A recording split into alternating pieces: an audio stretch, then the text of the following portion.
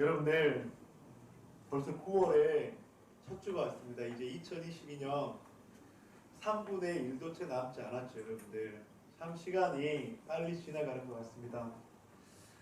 그저께까지 무더위가 그렇게 기승을 부르더니 이제 사람들의 옷차림이 이제 반팔이 아니라 긴팔로 점점 바뀌어져 가고 아침 저녁으로 너무나도 선선해져서 감기를 조심해야 되는 그런 시기가 왔습니다. 이런 시기 속에서 우리 더보듬교회 가족들 영과 육이 강건하기를 주님의 이름으로 간절히 축복합니다. 여러분들 영과 육이 강건하셔서 저희들 기뻐하시는 하루하루의 삶을 살아가는 우리 모든 가족들이 되기를 축복합니다. 여러분들 오늘 본문의 제목인 70년의 참여 이곳으로 돌아오게 하리라 라는 제목으로 말씀을 나누기를 소망합니다. 여러분 오늘 본문의 예레미야는 눈물의 선지자로 잘 알려져 있죠. 많은 학자들은 오늘 본문의 예레미야서가 BC 560년경에 쓰여졌다는데 이견이 없습니다. 여러분들 BC 알죠? BC AD. AD는 예수님께서 오신 이후에 그런 연도를 그렇게 이야기하는 것이고 BC는 기원 전이라고 그렇게 이야기하죠. 근데 BC는 여러분들 BC의 그 숫자는 앞으로 갑니까? 뒤로 갑니까? 그러니까 560년이 최근이에요? 아니면 580년이 최근이에요? 560년이 최근이죠, 여러분들. 왜냐하면 뒤로 가니까. 그러니까 9, 8, 7, 6, 5, 4, 3 이렇게 BC는 뒤로 가면서 점점 이제 우리와 가까워집니다. 그래서 BC 50년, BC 20년, BC 5년, 4년, 2년, 1년, 그리고 AD 1, 2, 3, 4, 5 이렇게 가잖아요, 여러분들. 그런데 오늘 본문이 BC 560년경에 쓰여진 것은 의미가 있는데 왜냐하면 남유다가 BC 586년에 바벨론이라는 나라에 의해서 멸망을 당했어요. 자, 그러면 여러분의 산수 실력을 한번 보도록 하겠습니다. 560년경에 편지를 썼다면 여러분들 바벨론이 멸망한 지 몇 년 후에 예레미야가 이스라엘을 향해서 편지를 쓴 것이죠. 자, 다시 한번요. 이건 아셔야 돼요. BC 586년에 이스라엘이 멸망을 했어요. 남유다가. 근데 예레미야가 560년에 이 편지를 썼으면 이스라엘이 멸망한 지 몇 년이 지나서 편지를 쓴 것이죠? 26년. 그러니까 쉽게 이야기하면 우리나라가 일제 식민지를 경험했잖아요. 일제 치하에 있었잖아요. 일제 치하에 있었는데 일제 식민지가 시작한 지 26년 정도가 지나서 예를 들면 독립운동가들이 우리나라 백성들에게 힘을 내라 그렇게 편지를 쓴 것과 유사하다 그렇게 생각하셔도 됩니다. 성도님들, 하나님께서 이스라엘 백성들이 하나님께 자신에게 돌아오기를 계속적으로 외쳤습니다. 그것이 바로 선지서입니다. 이사야 선지도 마찬가지고 예레미야 선지서도 마찬가지고 에스겔, 호세야, 미가서 모든 선지서가 이스라엘 백성들이 하나님께 돌아오기를 원하는 그런 메시지입니다. 그런데 여러분 이스라엘 백성들은 어떤 민족입니까? 하나님께서 선택한 선민이라고 이야기하지 않습니까? 그런데 하나님께서 창조하시고 보시기에 심히 좋았더라고 했던 이스라엘 백성들. 근데 이건 이스라엘 백성들이 에덴 동산에서 최초의 죄를 짓게 되죠. 아담과 하와를 통해서. 여러분들 그 죄를 지은 이후부터 하나님과 이스라엘 백성들은 사랑의 줄다리기가 시작이 됐습니다. 어떻게 하든지 이스라엘 백성들은 하나님을 멀리 떠나서 자기 마음대로 자기 뜻대로 살아가기를 원했고 하나님께서는 이스라엘 백성들이 제발 너희가 나에게 돌아와서 나의 자녀로 나의 백성으로 살기를 원했습니다. 그것이 바로 하나님께서 천지를 창조하신 이후부터 지금 예레미야가 쓰여진 이 시점까지 계속적으로 사랑의 줄다리기는 계속되고 있다고 하는 것이죠. 여러분들 이스라엘 백성들은 솔로몬의 영광을 누렸던 백성들입니다. 이스라엘의 초대왕 솔로몬, 그리고 2대왕 사울, 그리고 3대왕 다윗까지 이스라엘 백성들은 전 세계적으로 가장 강력한 나라를 이루면서 솔로몬의 영광을 누렸었죠. 그런데 그 솔로몬의 영광도 3대에 그치게 되었습니다. 하나님께서는 이스라엘 백성들의 그 연약한 죄악들을 보면서 그 통일 왕국인 이스라엘을 남유다와 북이스라엘로 그렇게 분열을 시켰습니다. 그래도 이스라엘 백성들은 하나님 앞에 깨닫지 못하고 돌이키지 못했습니다. 그래서 급기야 여러분 BC 722년 여러분들 아수르라는 나라를 통해서 북이스라엘을 멸망을 시키고, 그래도 하나님께 돌이키지 않자 BC 586년경 바벨론이라는 나라를 통해서 남유다까지 멸망을 시켰습니다. 그리고 26년이 지난 시점에서 예레미야가 이스라엘 백성들을 향해서 오늘 본문에 편지를 쓰고 있다고 하는 것이죠. 너희가 나에게 돌아와라. 너희가 나에게 돌아오기만 하면 내가 너희에게 자비를 베풀 것이다. 너희가 나에게 돌아와라. 나는 인애와 긍휼과 은혜가 풍성한 하나님이다. 그렇게 하나님께서는 선지자를 통해서 이스라엘 백성들에게 계속적으로 외치고 있다고 하는 것이죠. 오늘 본문의 4절, 만군의 여호와 이스라엘의 하나님께서 예루살렘에서 바벨론으로 사로잡혀 가게 한 모든 포로에게 이와 같이 말씀하시느니라. 여러분, 이렇게 예레미야는 하나님의 귀한 사명을 붙잡고 이스라엘 백성들에게 메시지를 전하고 있습니다. 포로 생활 가운데 있는 이스라엘 백성들을 향해 오늘 본문에서 예레미야는 어떤 메시지를 전하고 있을까? 이런 내용들이에요. 우리 한번 5절부터 7절까지 교독 한번 하도록 하겠습니다. 너희는 집을 짓고 거기에 살며 텃밭을 만들고 그 열매를 먹으라. 하늘을 맞아요. 하늘을 맞아요. 너희 아들을 맞아요. 너희 딸이 남을 맞아 그 조상을 낳게 하여 너희가 거기에서 생성하고 죽어지지 아니하게 하라. 7절 함께 읽겠습니다. 너희는 내가 사로잡혀가게 한 그 성읍의 평안을 구하고 그를 위하여 여호와께 기도하라. 이는 그 성읍이 평안함으로 너희도 평안할 것임이니라. 여러분들, 그런데 왜 하나님께서 예레미야 선지자를 통해서 집을 짓고 텃밭을 만들고 자녀를 낳아 번성하고 왜 이런 메시지를 주셨을까? 여러분들 좀 의미 가지 않습니까? 포로 생활 가운데 있는데 왜 집을 짓고 텃밭을 만들고 그리고 또 자녀들을 번성케 하라. 여러분들, 이스라엘의 포로 생활인 우리가 생각하는 포로 생활과는 조금은 사뭇 달랐습니다. 왜냐하면 당시 바벨론은 포용 정책을 썼거든요. 그래서 완화 정책을 썼거든요. 그래서 예루살렘에서 이스라엘에서 포로로 끌려온 백성들은 한 지역을 배분을 받았습니다. 그래서 그 지역에서 모두가 모여서 포로 생활을 하고 있었습니다. 그런데 여러분들이 거기까지는 그래도 좀 자유로운 포로 생활이었죠. 그런데 그곳 가운데 문제가 생겼습니다. 어떤 문제냐면 포로라는 생활 1년이 지나고 5년이 지나고 10년이 지나고 20년이 지나고 25년이 지나고 26년이 지나는 그 시간, 여러분들 이스라엘 백성들에게는 점점 소망이 사라져갔습니다. 점점 희망이 사라져갔습니다. 하나님께서 우리를 왜 구원하지 않으시지? 왜 우리는 계속 이 포로로 잡혀있는 것이지? 이러다가 우리의 인생이 끝나는 것이 아닌가? 하나님에 대한 의구심과 그들의 삶 속에서는 점점 절망이 자리 잡았다고 하는 것이죠. 그런 이스라엘 백성들에게 오늘 본문에서 하나님께서는 예레미야를 통해서 메시지를 주고 있는데 5절, 너희는 집을 짓고 거기서 살며 텃밭을 만들고 그 열매를 맺으라. 여러분들, 왜 집을 짓고 텃밭을 만들라고 했냐면 이스라엘 백성들이 그 포로의 생활 속에서 아무 소망을 잃어버리고 아무것도 하지 않고 그냥 수동적인 삶을 살려고 했거든요. 여러분, 제일 처음에 포로 1년 차에는 그래도 좀 소망이 있었을까요? 하나님께서 우리를 구원하실 거야. 1년이 지나고 5년이 지나고 20년이 지나고 25년이 지났지만 아무런 소망을 찾지 못한 이스라엘 백성들은 적극적인 삶에서 소극적인 삶으로 변화했고 능동적인 삶에서 그리고 수동적인 삶으로 변했다고 하는 것이죠. 먹고 마시고 입고 하는 그 의식주조차도 그들은 최선을 다하지 않기에 이르렀다고 하는 것이죠. 그래서 하나님께서는 그들에게 너희들의 삶 속에서 최선을 다해서 살았으면 좋겠다. 6절, 아내를 맞이하여 자녀를 낳으며 너희 아들이 아내를 맞이하며 너희 딸이 남편을 맞아 그들로 자녀를 낳게 하여 너희가 거기에서 번성하고 줄어들지 아니하게 하라. 너희가 거기에서 번성하고 줄어들지 아니하게 하라. 여러분들, 요즘에 출산율이 0.8%대에 이르렀습니다. 그런데 여러분들, 출산율이 점점 여러분들 줄어드는 이유가 무엇이죠? 힘드니까.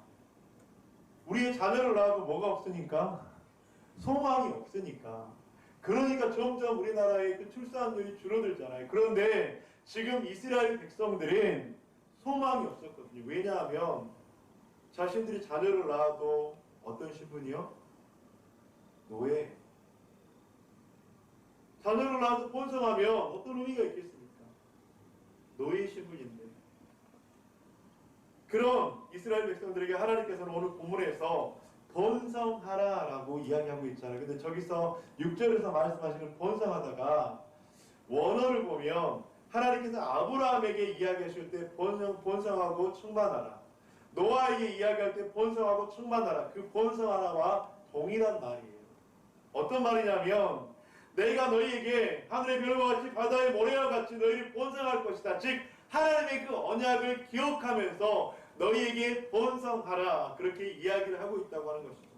또 7절을 보면 너희는 내가 사로잡혀 가게 한 그 성읍의 평안을 구하고 그를 위하여 여호와께 기도하라. 이는 그 성읍의 평안함으로 너희도 평안할 것입니다. 여러분들 포로의 신분에 있는데 자기 코가 석자인데 어떻게 다른 사람에게 평안을 구하라고 합니까? 그런데 여러분들 이스라엘 백성들은요 축복의 통로였거든요. 여러분들이 선민은요 하나님께서 주신 축복을 그 지역 가운데 그 땅 가운데 전파하는 사람들이었거든요. 그런데 이스라엘 백성들이 그걸 잊고 살았던 거예요. 그래서 하나님께서는 예레미야 선지자를 통해서 너희가 그 포로로 있지만 너희의 그 땅을 위해서 성을 위해서 평안을 구하라. 이것이 바로 하나님께서 이스라엘 백성들을 향한 놀라운 메시지였다고 하는 것이죠. 여러분 만약 이런 포로의 생활을 우리가 26년 동안 한다면 어떤 일이 벌어질까요? 26년이 아니라 2년 6개월 아니면 2달 반이라도 우리가 이렇게 갇혀있는 포로의 생활을 한다면 우리들은 과연 어떨까요? 여러분들 정신과 의사이자 실존주의 철학자이자 심리학자인 빅터 프랭클이라는 박사님 이런 많은 저서를 쓰고 굉장히 유명한 그런 사람입니다. 그런데 그가 유명해진 이유가 뭐냐면 여러분들 독일의 그 유태인 그 말살 정책 가운데 유태인의 나치 수용소 있잖아요. 그 나치 수용소에서 수많은 사람들이 죽었는데 거기서 의사로서 살아남은 유일한 사람 가운데 한 사람이었습니다. 그런데 그 빅터 프랭클이 죽음의 수용소라는 책을 썼는데 그 책에서 그 책이 굉장히 많이 유명해요. 그리고 많은 사람들이 그 책을 보면서 힘을 얻고 소망을 얻었어요. 그런데 여러분들 그 죽음의 수용소라는 책에 이런 내용이 있습니다. 제가 좀 발췌를 해야 하는데요. 시도하는 것이 무슨 의미가 있나 싶을 수 있다. 시도야 아무나 할 수 있는 것이 아닌가. 그런데 놀랍게도 수용소라는 환경에서 모든 사람이 적응을 시도하는 것은 아니었다. 상당수는 적응을 포기했고 일부는 인간으로서의 존엄성을 버리고 평소라면 하지 않을 행동을 선택하기도 했다. 암담했기 때문이다. 한치 앞을 볼 수 없는 상황에서 나의 선택이 어떤 결과를 가져올지 전혀 알 수 없는 상황에서 존엄한 인간의 삶을 선택하는 것은 쉬운 일이 아닌 것이다. 그 죽음의 수용소에서 많은 사람들이 삶을 포기하고 자신의 그 존엄성을 포기하고 왜냐하면 너무나도 암담했기 때문에 내일이 없을 것 같기 때문에 꿈과 소망을 잃어버렸다고 하는 거예요. 여러분 지금 바벨론에 포로로 잡혀있는 이스라엘 백성들이 바로 집도 짓지 않고 텃밭도 만들지 않고 자녀를 낳아 번성하지도 않고 여러분들 그 땅을 빌어서 기도하지도 않고 바로 그런 상황이었다고 하는 것이죠. 비슷하게도 나치의 유태인 수용소에서 프랭클 박사는 극심한 상황에서 삶을 포기하지 않고 살아갈 수 있도록 돕는 힘이 무엇일까? 그는 계속적으로 연구하고 또 연구했는데 이런 결론을 내렸다고 하는 것이죠. 그것은 바로 삶의 의미라고 하는 것입니다. 그래서 그 죽음의 수용소에서 살아남은 사람들을 역조사했는데 많은 사람들이 삶의 의미를 가진 사람들은 그 암담한 현실 속에서 살아남았지만 아무리 건강하고 아무리 젊다 하더라도 삶의 의미를 잊어버린 사람은 그 수용소에서 죽음으로 몰아갔다고 하는 것이죠. 26년 바벨론 포로 생활하는 이스라엘 백성들에게 했던 예레미야의 메시지, 그것은 바로 하나님 안에서 삶의 의미, 삶의 목적, 너의 그 의미를 되찾으라 라고 하는 하나님의 메시지라고 하는 것이죠. 하나님께서 너희들에게 주었던 삶의 의미를 회복했으면 좋겠다. 하나님께서 너희들에게 향한 하나님의 그 사랑과 목적을 회복했으면 좋겠다. 그렇다면 어떻게 하나님 안에서 우리들은 삶의 의미를 회복할 수 있을까요? 오늘 본문에서 예레미야는 어떻게 삶의 의미를 되찾으라고 이스라엘 백성들에게 말씀을 하고 있습니까? 여러분들, 오늘 말씀을 잘 듣고 우리의 삶의 의미가 회복되어지기를 주님의 이름으로 간절히 축복합니다. 여러분들, 하나님 안에서 우리를 향한 하나님의 목적, 하나님의 뜻과 계획을 알아서 하나님의 그 의미, 삶의 의미를 되찾는다면 우리들의 오늘 하루는 달라진다고 하는 것이죠. 우리들의 내일은 달라지는 것이고 우리들의 삶은 달라진다고 하는 것이죠. 그 죽음의 수용사와 같은 그 속에서도 삶의 의미로 말미암아서 생명을 찾을 수 있었던 것처럼 하나님의 자녀, 하나님의 백성들이 하나님 안에서 주어지는 삶의 의미를 되찾을 때 우리의 삶은 바로 소망의 삶이 될 수 있다고 하는 것입니다. 어떻게 하면 삶의 의미를 찾을 수 있을까? 예레미야는 오늘 본문 가운데서 말씀합니다. 그것은 바로 사람의 계획과 하나님의 계획이 다름을 깨닫는 것입니다. 오늘 본문의 11절 함께 읽어보도록 하겠습니다. 시작! 너의 말씀이라 너희를 향한 나의 생각을 내가 하나니 평안을 오지 아니니라. 너희에게 이러한 평안을 주신 것이니라. 너희를 향한 나의 생각인 이것이야 평안이요 소망과 미래와 희망이야. 너희들은 지금 내가 너희를 향한 생각이 재앙이라고 생각하지만, 어두운 아픔이라고 생각하지만, 고통이라고 생각하지만 그렇지 않아. 이스라엘 백성들아, 내가 너희를 향한 생각은 재앙이 아니라 평안이고 미래와 희망이라고 하는 것이죠. 그런데 여러분들, 이스라엘 백성들의 상황을 보면 평안하다, 희망적이다 라고 이야기를 할 수 있겠습니까? 솔직하게. 어떻게 26년 동안이나 포로의 생활을 하는데 어떻게 이 상황 속에서 평안과 미래와 희망을 발견할 수가 있겠습니까? 상식적으로, 논리적으로, 합리적으로 불가능한 것입니다. 그런데 여러분들, 그것이 바로 신앙입니다. 상식적으로, 논리적으로, 이성적으로 도저히 불가능한 상황 속에서 웃을 수 있는 것, 기뻐할 수 있는 것, 소망을 가질 수 있는 것, 그것이 바로 신앙입니다.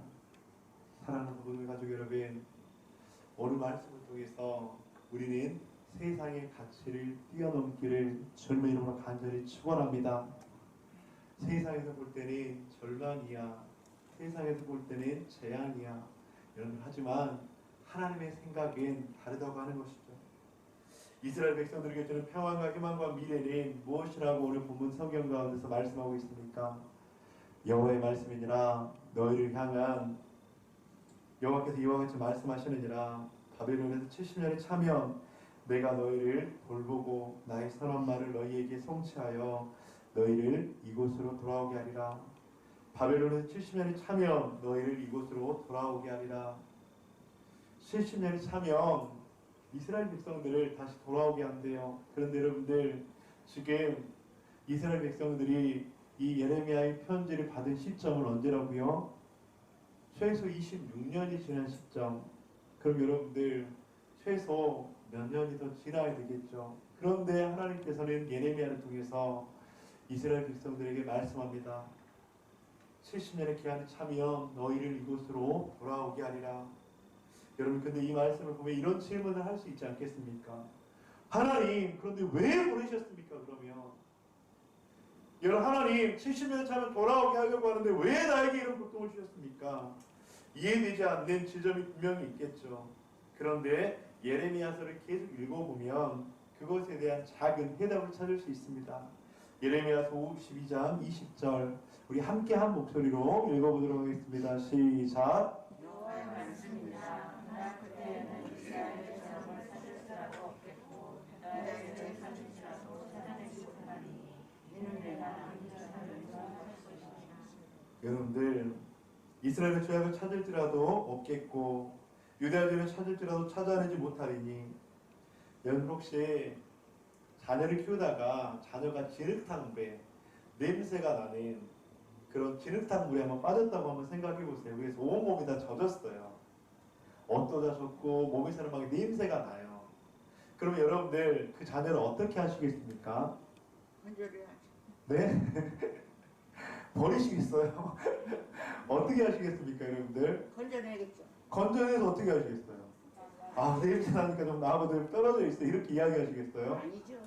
가서 씻게 하죠. 근데 이때 자녀가 거부를 하는 거야. 나 씻기 싫어. 나 씻는 거 너무나도 싫어해. 제발 오늘 하루만 좀 안 씻게 해줘. 만약에 그렇다면 여러분들 혹시라도 그 자녀를 그냥 그래 씻지 말고 오늘은 그냥 이불 속에 들어가서 자. 이렇게 할 부모가 여러분들 혹시 있을까요? 자녀가 싫다고 해도 자녀가 아프다고 해도 자녀가 도저히 반대해도 그 자녀를 억지로라도 따뜻한 물에 여러분들 씻기지 않겠습니까?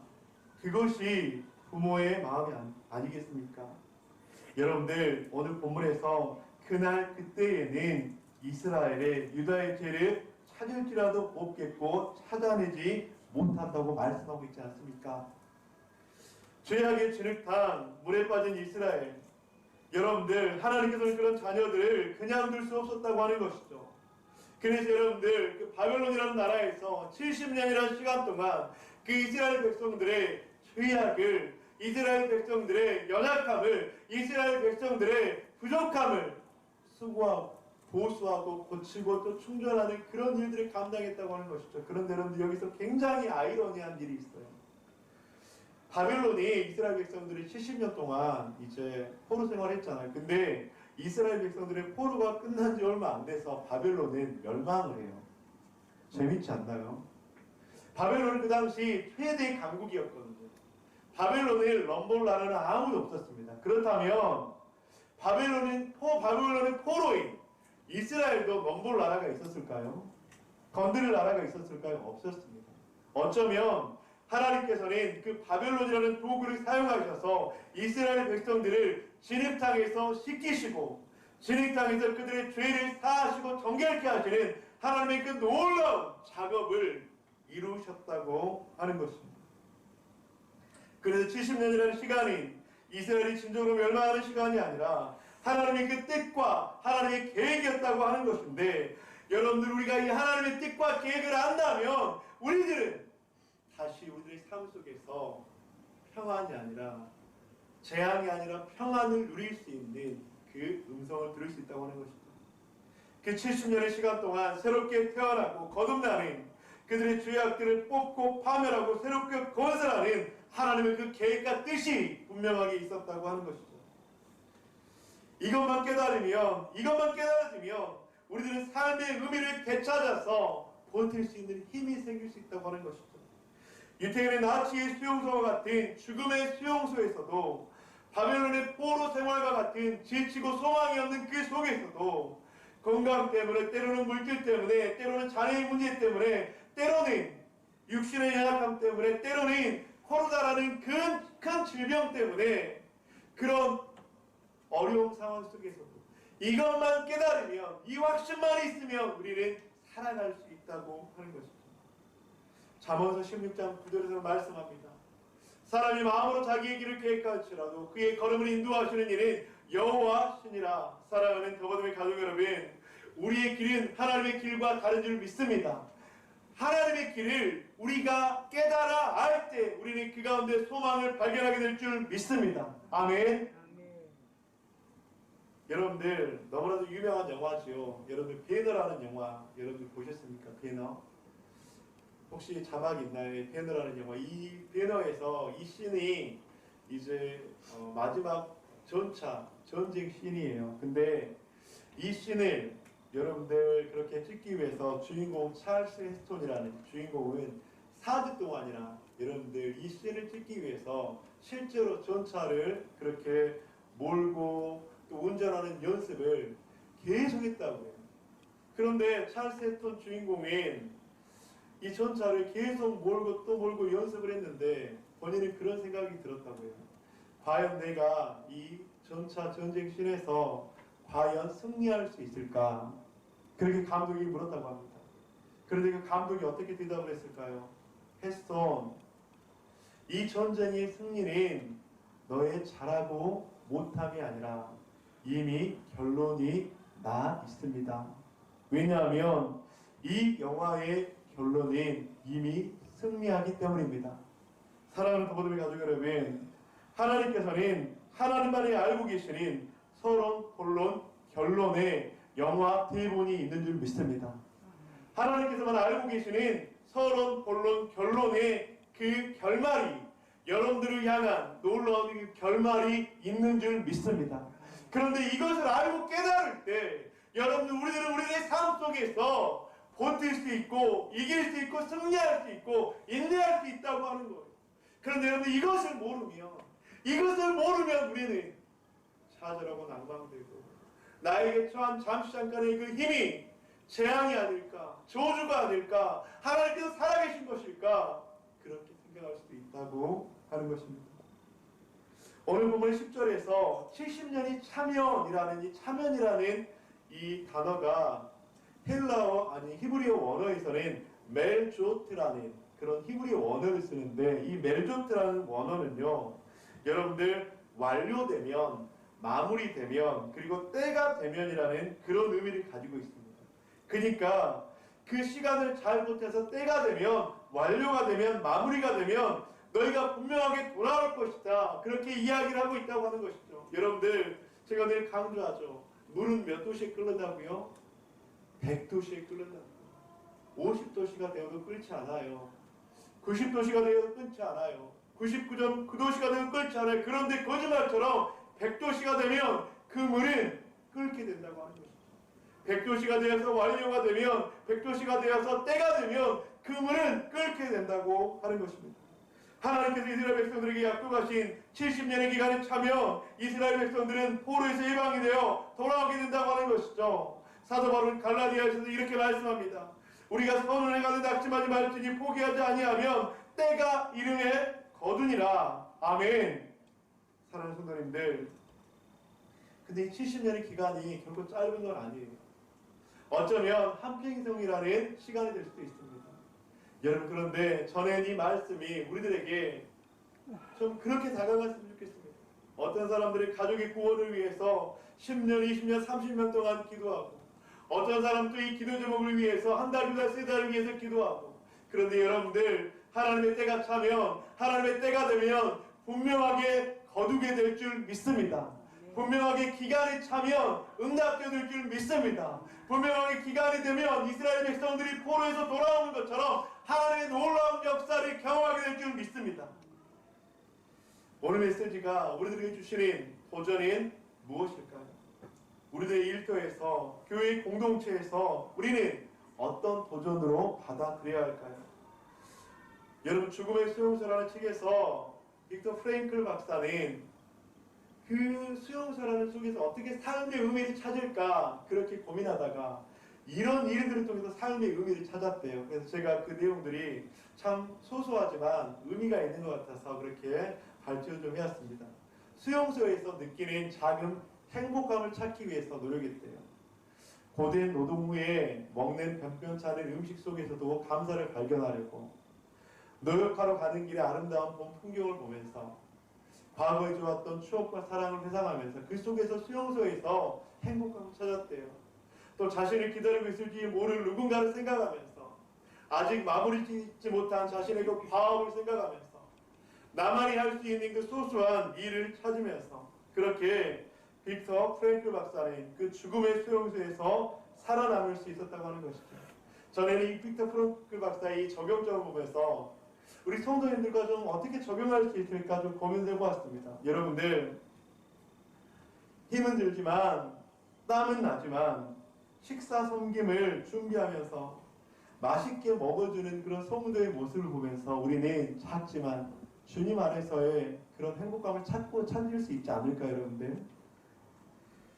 주일을 봉사하고 열심히 섬겼는데 함께 식사하면서 함께 성도의 교제를 누리면서 우리는 주님 안에서의 작은 그런 행복감을 찾을 수 있지 않을까요? 찬양을 할 때 때로는 실수하기도 하고 때로는 박자가 맞지 않기도 하지만 단 한 사람 은혜 받는 성도를 보면서 우리는 그 속에서 의미를 찾지 않을까요? 여러분들, 우리들의 삶 속에서 우리는 너무나도 많은 의미들을 찾을 수 있습니다. 하나님 안에서 의미를 찾을 수 있습니다. 오늘 예배가 시작하기 전에 저기 카페, 사당 카페에서 잠시 있는데 우리 윤옥자매님이 손에 한 움큼이가 무엇인가를 들고 오면서 웃었는지 아니면 어땠는지 모르겠는데 그렇게 오더라고요. 저는 그런 모습, 나의 그 작지만 나의 그 수고원지를 통해서 다른 한 사람이 기쁨을 경험할 수 있고 즐거움을 경험할 수 있다면 여러분들이 그것만큼 나 한 사람을 통해서 주시는 삶의 의미가 있지 않겠습니까? 사랑하는 바보듬의 가족 여러분, 우리는 포로 생활을 하고 있는 백성들에게 삶의 의미를 찾으라고 예레미야가 이야기하는 것을 볼 수가 있습니다. 집을 짓고 텃밭을 가꾸시기를 바랍니다. 나에게 가장 기본적인 것이지만 소소해 보이지만 중요해 보이지만 내가 최선을 다해야 할 것은 무엇이 있습니까? 여러분들의 가정에서 작지만 소소하지만 하나님 안에서 내가 할 수 있는 것이 무엇이 있습니까? 여러분들의 가정에서 한번 찾아보세요. 누가 인정해주지 않고 보지 않더라도 여러분들의 가정 가운데서 분명한 하나님께서 주시는 삶의 의미를 되찾게 하는 하나님께서 깨닫게 하실 일들이 분명하게 있을 줄 믿습니다. 여러분들 일터 가운데 있지 않을까요? 여러분 공동체 가운데 있지 않을까요? 아내들을 맞이하고 자녀를 낳는다는 것, 즉 우리들을 향한 하나님의 계획을 기억하는 것, 하나님께서는 우리가 번성하기를 간절히 원하고 계십니다. 하나님께서 우리 공동체가 번성하기를 간절히 원하고 계십니다. 우리가 번성하기 위해서 여러분들 누군가 하지 않지만 누군가는 꼭 해야 될 일들이 있지 않을까요? 많은 사람들이 그냥 지나치지만 누군가는 꼭 지나치지 않고 해야 될 일들이 있지 않을까요? 여러분들 그것들을 찾는다면 우리는 삶의 의미를 되찾을 수 있을 거라고 생각합니다. 여러분, 그리고 오늘 본문 가운데서는 평안을 위해서 기도하라고 합니다. 나의 기도를 통해서 한 영혼이 평안할 수 있다면, 나의 기도를 통해서 한 영혼이 주님의 은혜를 경험할 수만 있다면 그 기도는 의미 있는 기도가 되지 않겠습니까? 그 기도는 축복의 통로의 역할을 감당하는 그런 기도가 되지 않겠습니까? 사랑하는 부모님 가족 여러분, 우리들의 삶에는 바벨론이라는 나라가 자주 찾아옵니다. 바벨론이라는 나라가 자주 찾아와서 나를 위협하기도 하고 나를 겁주기도 하고 나를 무너뜨리게 하기도 하고 나를 넘어뜨리려고 합니다. 여러분들 그 바벨론이라는 나라가 나를 자주 찾아올 때 오늘 말씀을 기억하시기를 주님의 이름으로 간절히 축복합니다. 우리가 의미 없다고 생각하는 그 상황 속에서 하나님 안에서의 의미를 찾을 때 우리는 하나님 안에서 뜻과 계획들을 깨달게 될 줄 믿습니다. 말씀을 맺도록 하겠습니다. 사람의 계획과 하나님의 계획이 다름을 우리는 깨달아야 합니다. 우리에게는 70년까지는 아니지만 어떠한 하나님의 계획을 깨달아야 할까요?